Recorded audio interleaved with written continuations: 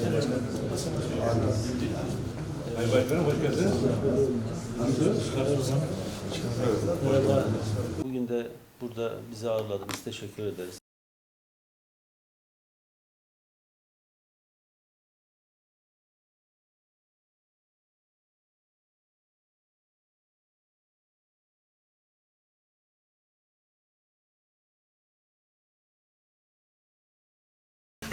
Tabii Malatya'mız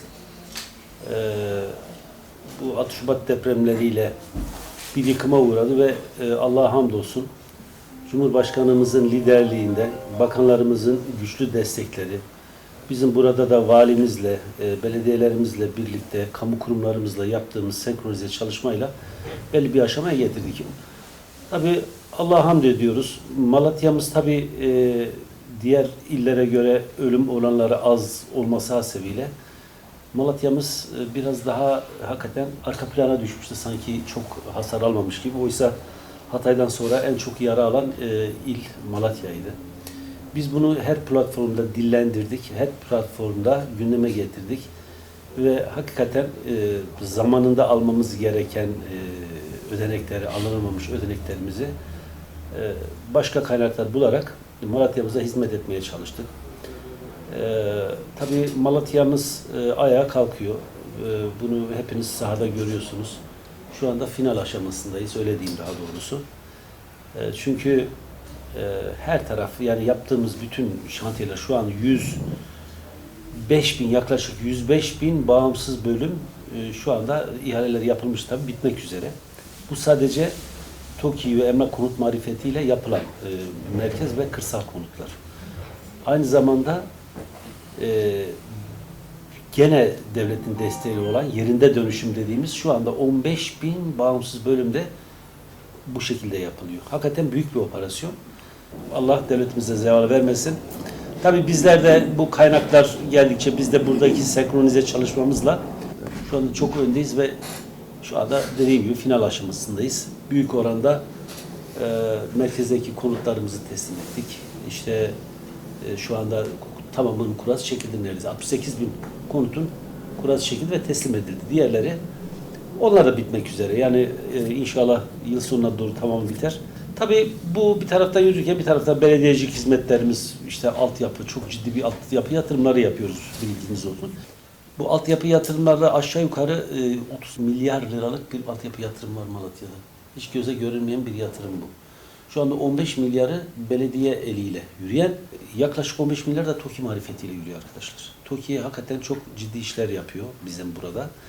Gerek altyapı, gerekse de şu anda muhtelif rezerv alanlarında 20 tane taziye ev yapılıyor.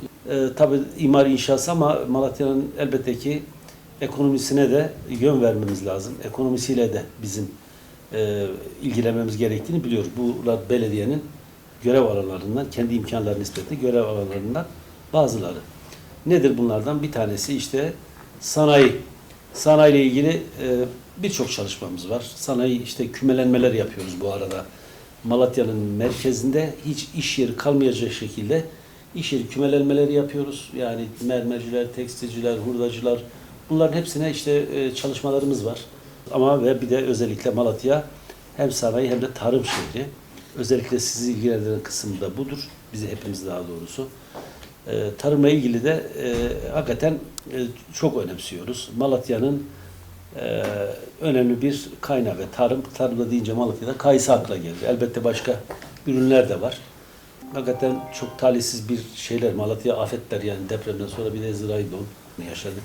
Hemen ilk ertesi gün hemen şeyle görüştük. Yani Cumhurbaşkanımıza gittim, bizzat görüştüm. Cumhurbaşkanımıza konunun vahametini anlatarak hani o gün Bakanlar Kurulu vardı. Bakanlar Kurulu'nda konunun ehemmiyetini Cumhurbaşkanımız elbette ki biliyor ama biz Malatya'nın çok daha farklı bir pozitif ayrımcılığa ihtiyacı olduğunu ifade ettik. Neden? Malatya, kayısı dediği zaman Malatya'nın ekonomisi kayısının etrafında dönüyor. Çok ciddi bir felaketle karşılaşmamız sonucu her şey, bütün hayalleri gitti. Yani dediğim gibi sadece kayısı ama işte diyelim ki ya Gündüz Bey'in kirazıdır, işte şeyin armudu, Arapgir'in üzümüdür vesaire. ceviz. Yani Malatya'da hiç meyve kalmadı tabii. Zirai donda ve çiftçilerimizin zararını giderdi arkadaşlar. Hamdolsun Allah Cumhurbaşkanımızdan razı olsun. Gerçekten derdimizle dertlendi. Biz hakikaten Cumhurbaşkanımıza, devletimize müteşekkiriz. Allah razı olsun. Emeği geçen herkese. Tabii biz de büyükşehir olarak ne yapabiliriz? Tarıma elbette ki ne yapabiliriz diye her zaman kafa yorarız. Geçmişte ben tarım hakikaten tarımsal, tarım sulamalı tarıma çok önem verdiğimiz bir şey. O zaman kocaman güzel bir laboratuvar kurmuştuk biliyorsun. Evet. Sonra o kadar projeler yaptık ki sulama projeleri. Biz bunu önemsiyoruz. Tabi buraya geldiğimizde de hemen tarımsal hizmetler dairesini kurduk. Biz bunu önemsediğimiz için. Tarımsal hizmetler daire başkanlığını kurduk. Ve hakikaten ilk defa bir bütçe ayırdık buna. İnşallah bu bütçeyi gittikçe artırarak daha da devam etmek istiyoruz. Bildiğiniz gibi işte şu an bir şey yaptık, bir boru alımları yaptık. Çiftçimize bir nefes olsun. Bu özellikle bu kriz, don krizinden sonra da, zirai don krizinden sonra da dedi ki ya çiftçimize ne yapalım? Aşağı yukarı 80 milyon lira değerinde boru aldık. Köylerimize dağıtıyoruz ve büyük de bir memnuniyet var. Şu anda 80 milyon euro bir hibe aldık ve alternatif suyu getiriyoruz şeyden. Projeleri yapılıyor, fizibilitesi yapıldı, projeleri yapılıyor. Fırat Havzası'ndan buraya su getiriyoruz arkadaşlar. Tabii tarım son yıllarda küresel ısınmayla birlikte gelen afetlerden dolayı gerçekten tarım ve hayvancılıkla uğraşan üreticilerimiz büyük mağduriyetler yaşamaktadır. Tarıma devletin eli, bürokratların eli, kurumların eli değmeden bu şartlarda tarımı sürdürebilmemiz mümkün değil. Bu konuda biz şöyle söylüyoruz, tarıma dokunan el kutsaldır.